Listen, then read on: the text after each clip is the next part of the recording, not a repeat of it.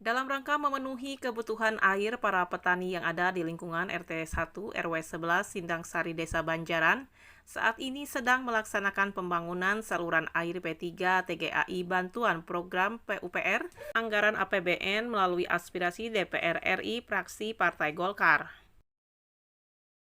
Dede Rasiman selaku Bendahara P3A Sindang Sari Desa Banjaran terkait pelaksanaan pembangunan saluran air program percepatan peningkatan tata guna air irigasi atau P3 TGAI di lingkungannya menjelaskan.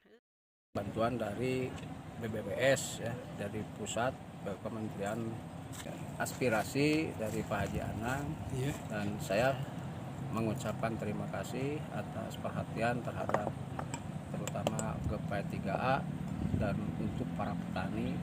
Mudah-mudahan pertanian yang ada di kelompok kami ini bisa menaikkan produksi. Adanya proyek ini mudah-mudahan setahun bisa 4 kali atau setahun bisa 3 kali.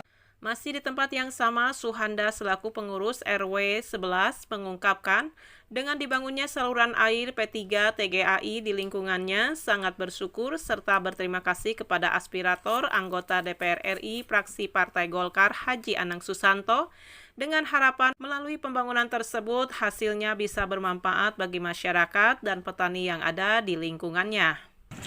Ya, yang pertama-tama mungkin atas nama Kepurus Lingkungan saya ucapkan terima kasih kepada Bapak Haji Anang selaku aspirator dari pusat untuk pembangunan P3AI ini. Mudah-mudahan ini bermanfaat bagi para petani. Untuk para petani dimohon kesadarannya kalau bila ada sampah atau apa tolong dibersihkan di kali ini karena biaya pembuatan saluran irigasi ini mahal sekali. Kalau kita tidak merawatnya mau siapa lagi? Dari Sindang Sari Desa Banjaran, Kabupaten Bandung, Agus BR Hadas TV mengabarkan.